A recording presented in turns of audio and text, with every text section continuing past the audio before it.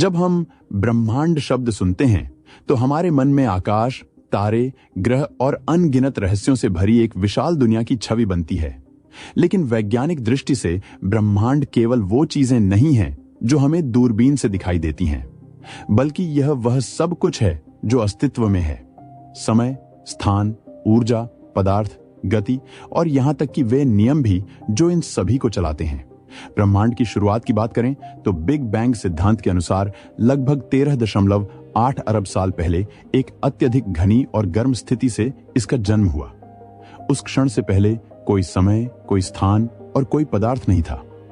यह एक ऐसा विस्फोट नहीं था जैसा हम बम विस्फोट में देखते हैं, बल्कि यह स्थान और समय का फैलाव था। इसी से ऊर्जा और पदार्थ की उत्पत्ति हुई और धीरे धीरे वह सब कुछ बना जो आज हम जानते हैं। तारे, आकाश गंगाएं, ग्रह और अंततः जीवन। हमारा ब्रह्मांड एक तरह की समग्र वास्तविकता, मतलब एक टोटल रियलिटी है, जिसमें हम रहते हैं, सोचते हैं, अनुभव करते हैं और खोजते हैं। इसमें लगभग 2 खरब से अधिक आकाश गंगाएं हैं और हर आकाश गंगा में करोड़ों अरबों तारे और उनके चारों ओर घूमते ग्रह। हम जिस ग्रह पर रहते हैं, पृथ्वी, वह हमारे सौरमंडल का हिस्सा है और यह सौरमंडल एक बहुत ही सामान्य सी आकाश गंगा मिल्की वे में स्थित है। यह कल्पना ही चौंकाने वाली है कि हम इस पूरी व्यवस्था में एक बहुत ही छोटे बिंदु की तरह हैं। ब्रह्मांड के भीतर की हर चीज कुछ नियमों के अनुसार चलती है, जिन्हें हम प्राकृतिक नियम या भौतिकी के नियम कहते हैं। न्यूटन के गुरुत्वाकर्षण सिद्धांत से लेकर आइंस्टीन के सापेक्षता के सिद्धांत और आधुनिक क्वांटम भौतिकी तक, इन सिद्धांतों ने हमें यह समझने में मदद की कि कैसे ब्रह्मांड काम करता है। परंतु जितना हम जानते हैं उससे कहीं ज्यादा चीजें अभी भी अनजानी हैं। हम यह भी जानते हैं कि ब्रह्मांड स्थिर नहीं है, यह लगातार फैल रहा है। यह फैलाव अपने साथ समय और स्थान को भी खींचता जा रहा है। इसका मतलब है कि आज से अरबों साल बाद ब्रह्मांड का स्वरूप और भी बदल जाएगा। गैलेक्सियां और दूर हो जाएंगी, तारे बुझ जाएंगे और शायद जीवन के लिए उपयुक्त स्थितियां बदल जाएंगी। आज की वैज्ञानिक समझ के अनुसार हमारा ब्रह्मांड एक बुलबुले की तरह हो सकता है, एक ऐसा बुलबुला जो किसी बहुत बड़े अज्ञात समुद्र में तैर रहा हो, पर उस समुद्र के बारे में हम कुछ नहीं जानते। यही बात इस विचार को रोमांचक बनाती है कि जितना हम जानते हैं उससे कहीं ज्यादा कुछ ऐसा है जो अभी रहस्य बना हुआ है। ब्रह्मांड को लेकर सबसे चौंकाने वाला तथ्य यह है कि यह स्थिर नहीं है, यह लगातार फैल रहा है। यह विचार पहली बार 20वीं सदी की शुरुआत में तब आया जब खगोल शास्त्री एडविन हबल ने देखा कि दूर की आकाशगंगाएं हमसे दूर जा रही हैं। इसका मतलब था कि ब्रह्मांड समय के साथ फैल रहा है। जैसे गुब्बारे पर निशान बनाकर आप उसे फुलाएं तो सारे निशान एक दूसरे से दूर होते जाते हैं। इस फैलाव का मतलब यह नहीं है कि आकाशगंगाएं किसी खाली जगह में उड़ रही हैं, बल्कि खुद स्थान, स्पेस फैल रहा है। इसका मतलब है कि ब्रह्मांड के भीतर हर वस्तु एक दूसरे से दूर हो रही है, क्योंकि जिस कपड़े पर यह सब टिका है वो कपड़ा ही फैल रहा है। यह एक बहुत ही गूढ़ और रोमांचक विचार है, क्योंकि हम अक्सर सोचते हैं कि चीजें किसी में फैलती हैं, परंतु ब्रह्मांड स्वयं ही वह किसी है। अब सवाल उठता है, क्या ब्रह्मांड की कोई सीमा है? क्या कोई किनारा है जिसके पार कुछ नहीं? यह प्रश्न जितना सरल लगता है उतना ही गहरा है। वैज्ञानिकों के अनुसार आज तक हमें ब्रह्मांड की कोई ठोस सीमा नहीं मिली है। जो कुछ भी हम देख सकते हैं वह ऑब्जर्वेबल यूनिवर्स कहलाता है। यह वह क्षेत्र है जहां तक रोशनी अब तक हम तक पहुंच पाई है। इसकी सीमा लगभग 46 अरब प्रकाश वर्ष है। लेकिन इसका मतलब यह नहीं कि उसके पार कुछ नहीं है, सिर्फ हम उसे देख नहीं सकते। कुछ वैज्ञानिक मानते हैं कि ब्रह्मांड अनंत, इन्फिनिट हो सकता है, जिसका कोई अंत नहीं। वहीं कुछ अन्य सिद्धांतों के अनुसार ब्रह्मांड किसी बड़े गोले की सतह की तरह है। जैसे पृथ्वी की सतह पर चलें तो आप किनारे तक नहीं पहुंचते, बल्कि एक चक्र में घूमते रहते हैं। उसी तरह ब्रह्मांड 3 आयामों में हो सकता है, लेकिन उसकी आकृति ऐसी हो सकती है जिसमें कोई स्पष्ट सीमा न हो, पर वह फिर भी सीमित हो। अब एक और रहस्य सामने आता है, ब्रह्मांड किस चीज में फैल रहा है? यह एक ऐसा प्रश्न है जिसका जवाब आज भी निश्चित नहीं है, क्योंकि समय और स्थान दोनों ही ब्रह्मांड के साथ शुरू हुए, तो यह कहना कि ब्रह्मांड किसी और चीज में फैल रहा है शायद हमारे सोचने की सीमाओं से परे है। यह संभव है कि ब्रह्मांड किसी बड़ी जगत व्यवस्था का हिस्सा हो जिसे हम अभी समझ नहीं पाए हैं। फिर भी आधुनिक खगोलशास्त्र, गणित और भौतिकी मिलकर यह समझने की कोशिश कर रहे हैं कि यह फैलाव कैसे हो रहा है, इसकी गति क्या है और क्या यह एक दिन रुक जाएगा या ब्रह्मांड हमेशा के लिए फैलता रहेगा। कुछ सिद्धांत कहते हैं कि एक दिन यह फैलाव धीमा होकर उल्टा हो सकता है, जहां सब कुछ फिर से सिकुड़ जाएगा। वहीं कुछ अन्य सिद्धांतों के अनुसार ब्रह्मांड हमेशा के लिए फैलेगा और ठंडा होता जाएगा। जब हम ब्रह्मांड की विशालता के बारे में सोचते हैं तो एक सवाल बार बार मन में आता है, क्या हम अकेले हैं? और उससे भी बड़ा सवाल यह है, क्या हमारा ब्रह्मांड ही एकमात्र ब्रह्मांड है? यही सवाल जन्म देता है एक रोमांचक विचार को, जिसे कहते हैं मल्टीवर्स। मल्टीवर्स यानी बहु ब्रह्मांड, एक ऐसा विचार कि हमारा ब्रह्मांड अकेला नहीं बल्कि असंख्य ब्रह्मांडों में से केवल एक है। हर ब्रह्मांड का अपना अलग समय, स्थान, भौतिकी के नियम और शायद जीवन के रूप हो सकते हैं। कुछ ब्रह्मांड छोटे हैं, कुछ बड़े, कुछ में गुरुत्वाकर्षण नहीं है, कुछ में शायद समय उल्टा चलता है और कुछ में शायद हम जैसे इंसान कभी पैदा ही नहीं हुए। मल्टीवर्स का विचार एक कल्पना नहीं बल्कि आधुनिक भौतिकी की खोजों से निकला एक गंभीर सिद्धांत है। क्वांटम भौतिकी, कॉस्मिक इन्फ्लेशन और स्ट्रिंग थ्योरी जैसे गहरे वैज्ञानिक मॉडल ने इस विचार को जन्म दिया। कॉस्मिक इन्फ्लेशन थ्योरी कहती है कि ब्रह्मांड की शुरुआत के बाद कुछ ही क्षणों में एक बहुत तेजी से फैलाव हुआ, लेकिन यह फैलाव एक जगह तक सीमित नहीं रहा बल्कि यह हर जगह हर समय हो सकता है। इसका मतलब यह हो सकता है कि हर बार जब कहीं एक बिग बैंग होता है, एक नया ब्रह्मांड जन्म लेता है। क्वांटम सिद्धांत कहता है कि हर संभव घटना की एक संभावना होती है। जैसे आप एक रास्ते पर बाएं मुड़ते हैं, लेकिन एक और संभावना होती है कि आप दाएं मुड़ें। मल्टीवर्स थ्योरी मानती है कि हर संभावना एक नया ब्रह्मांड बनाती है, जहां वह दूसरा विकल्प सच हुआ। स्ट्रिंग थ्योरी के अनुसार हमारा ब्रह्मांड 10 या 11 आयामों में हो सकता है।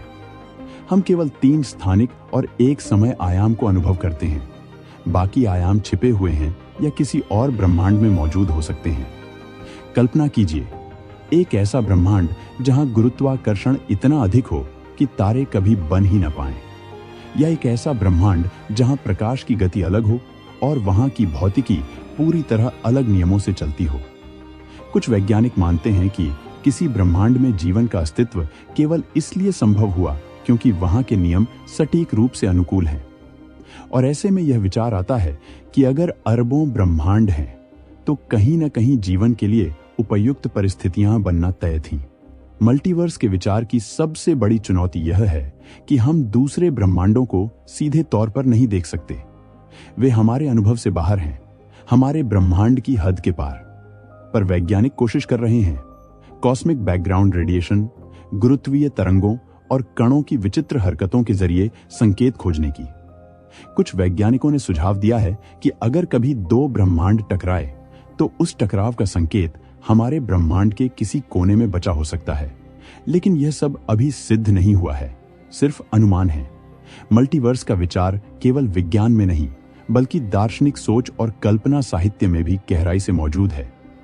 विज्ञान फिक्शन में अक्सर ऐसी कहानियां मिलती हैं जहां लोग एक ब्रह्मांड से दूसरे ब्रह्मांड में यात्रा करते हैं। यह विचार हमें यह सोचने पर मजबूर करता है कि क्या हम वही हैं जो हम सोचते हैं, या फिर हमारी लाखों संभावनाओं में से केवल एक है। जब हम ब्रह्मांड के पार या उसके पहले की बात करते हैं तो एक सवाल बार बार उठता है, अगर कुछ नहीं था तो फिर सब कुछ कैसे हुआ? और इसी सवाल का केंद्र है शून्यता, यानी वो स्थिति जहां कुछ भी नहीं था, ना पदार्थ, ना ऊर्जा, ना समय और ना ही स्थान। क्या है शून्यता? सामान्य सोच में कुछ नहीं का मतलब होता है एक खाली जगह, लेकिन विज्ञान कहता है कि एकदम शून्य जैसी कोई चीज शायद अस्तित्व में नहीं है। अंतरिक्ष में जहां कुछ भी नहीं है, वहां भी क्वांटम स्तर पर ऊर्जा कंपन कर रही होती है। वहां भी कुछ न कुछ है। शून्यता का सही मतलब है नॉन बीइंग, एक ऐसी अवस्था जहां न समय था, न कोई नियम, न कोई संभावना, सिर्फ पूर्ण शून्य। ये कल्पना करना भी इंसानी समझ से बाहर हो जाता है, क्योंकि हमारा दिमाग हमेशा किसी चीज के होने की कल्पना करता है। बिग बैंग से पहले क्या था? यह सवाल वैज्ञानिकों के लिए बहुत पेचीदा है। बिग बैंग ब्रह्मांड की शुरुआत का वह क्षण माना जाता है जब समय और स्थान का जन्म हुआ। इसलिए कुछ वैज्ञानिक मानते हैं कि बिग बैंग से पहले कुछ भी नहीं था, क्योंकि पहले शब्द खुद समय का हिस्सा है जो उस पल शुरू हुआ। दूसरी तरफ कुछ सिद्धांत जैसे साइक्लिक यूनिवर्स यह मानते हैं कि बिग बैंग एक चक्र का हिस्सा हो सकता है जिसमें ब्रह्मांड फैलता है, फिर सिमटता है और फिर दोबारा जन्म लेता है। ऐसे में कुछ नहीं कभी नहीं होता, सिर्फ बदलाव होता है। क्वांटम फिजिक्स क्या कहती है? क्वांटम सिद्धांत बताता है कि खाली स्थान भी पूरी तरह खाली नहीं होता। वहां वर्चुअल कण पल भर के लिए उत्पन्न होकर फिर गायब हो जाते हैं। यानी शून्यता के भीतर भी एक अनदेखी हलचल चलती रहती है। इस सिद्धांत के अनुसार यह भी संभव है कि हमारा पूरा ब्रह्मांड एक क्वांटम फ्लक्चुएशन यानी सूक्ष्म ऊर्जा कंपन से उपजा हो। इस विचार से एक नई कल्पना जन्म लेती है। शून्यता से सब कुछ, यानी वह बिंदु जहां कुछ भी नहीं था, वहीं से सब कुछ उत्पन्न हुआ। दर्शन और शून्यता। शून्यता का विचार केवल विज्ञान का हिस्सा नहीं, बल्कि यह बौद्ध, वैदिक और ग्रीक दर्शन का भी मूल तत्व रहा है। बौद्ध दर्शन में शून्यता को परम सत्य माना गया है, जहां सब कुछ अस्तित्वहीन होते हुए भी एकता में होता है।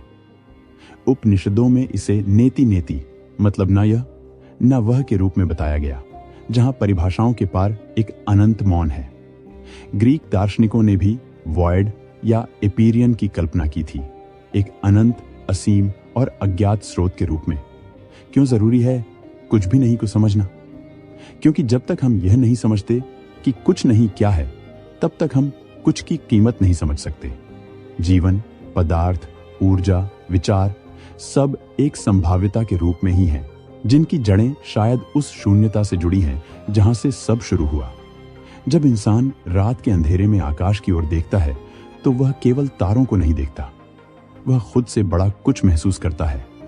एक प्रश्न, एक जिज्ञासा, एक बेचैनी कि क्या यही सब कुछ है या इसके पार भी कुछ है? यही सवाल हमें ब्रह्मांड के पार सोचने पर मजबूर करता है। कल्पना की उड़ान मनुष्य ही एकमात्र ऐसा प्राणी है जो उन चीजों की कल्पना कर सकता है जिन्हें उसने कभी देखा ही नहीं, जैसे स्वर्ग, नरक, समय यात्रा और ब्रह्मांड के बाहर की दुनिया। हम ऐसी कहानियां, विचार और सिद्धांत रचते हैं जो वर्तमान विज्ञान से भी परे जाते हैं। इसी कल्पना ने हमें धर्म, दर्शन, विज्ञान कथा और कल्पना साहित्य जैसे क्षेत्रों में समृद्ध किया। इस कल्पना की शक्ति ने ही हमें स्टीफन हॉकिंग जैसे वैज्ञानिक दिए, जिन्होंने कहा, हम सभी बस ब्रह्मांड को समझना चाहते हैं।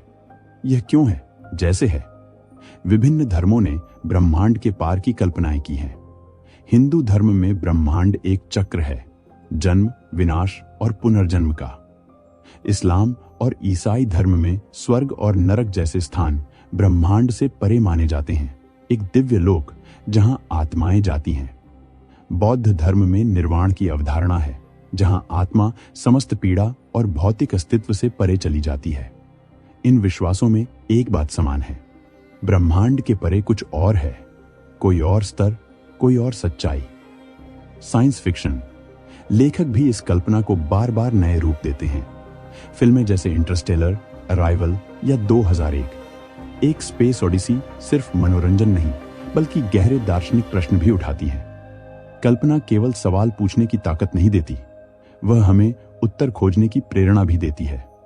ब्रह्मांड के पार क्या है, यह हम शायद कभी न जान पाएं, लेकिन यही सवाल पूछना हमें विज्ञान, कला और आत्मचिंतन की ऊंचाइयों तक ले जाता है। इसलिए ब्रह्मांड से परे क्या है? शायद यह सवाल खुद में ही सबसे बड़ा उत्तर है। आने वाले समय में विज्ञान और तकनीक के क्षेत्र में हो रहे अत्याधुनिक शोध और खोजें हमें ब्रह्मांड के रहस्यों को समझने के नए दरवाजे खोलने वाली हैं। जैसे जैसे हम नई नई तकनीकों को विकसित कर रहे हैं, वैसे वैसे हमारी ब्रह्मांड की समझ भी गहराती जा रही है। न्यूट्रिनो जैसे कणों का अध्ययन इस दिशा में एक महत्वपूर्ण कदम है। न्यूट्रिनो अत्यंत सूक्ष्म और लगभग अदृश्य कण हैं, जो ब्रह्मांड की गहरी घटनाओं जैसे सूरज के केंद्र में हो रही प्रतिक्रियाओं या दूर के सुपरनोवा विस्फोटों की जानकारी हमें देते हैं। इनके व्यवहार और प्रकृति को समझना हमें ब्रह्मांड की उत्पत्ति और विकास के बारे में नई समझ देगा। ग्रेविटेशनल वेव्स ये ब्रह्मांड के गूढ़तम रहस्यों में से एक हैं। जब दो ब्लैक होल आपस में टकराते हैं या कोई अन्य भारी घटना होती है तो समय स्थान में लहरें उत्पन्न होती हैं, जिन्हें ग्रेविटेशनल वेव्स कहा जाता है। इन तरंगों का पता लगाना अब संभव हो पाया है, जिससे हम उन घटनाओं को भी देख पाते हैं जो प्रकाश के माध्यम से देखना असंभव था। यह खोज हमें ब्रह्मांड के सबसे प्रारंभिक और गहरे घटनाक्रमों की जानकारी देती है। क्वांटम कंप्यूटिंग और उन्नत गणना पद्धतियां भी इस खोज में क्रांति ला रही हैं। ये तकनीकें हमें इतनी जटिल गणनाएं करने में मदद कर रही हैं, जो सामान्य कंप्यूटरों के लिए संभव नहीं है। क्वांटम कंप्यूटर से हम ब्रह्मांड के मूल नियमों को बेहतर तरीके से समझ सकते हैं और इसके मॉडलिंग के जरिए ब्रह्मांड की उत्पत्ति, संरचना और अंत के रहस्यों को उजागर कर सकते हैं।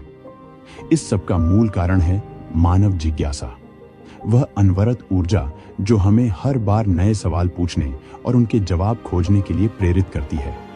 हमारी खोज केवल बाहरी ब्रह्मांड तक सीमित नहीं है, बल्कि हमारे भीतर की चेतना, ज्ञान और समझ तक भी फैली हुई है। भविष्य में जब हम इन तकनीकों के माध्यम से ब्रह्मांड के और भी गहरे रहस्यों को जानेंगे, तो यह न केवल विज्ञान की प्रगति होगी, बल्कि मानवता की सोच, दर्शन और अस्तित्व की समझ में भी एक नई क्रांति लाएगी। इसलिए मानवता की भूमिका केवल खोजकर्ता की नहीं है, बल्कि वह एक कहानीकार, शिक्षक और संरक्षक की भी होगी, जो इस विशाल ब्रह्मांड की गाथा को समझकर अगली पीढ़ियों तक पहुंचाएगा।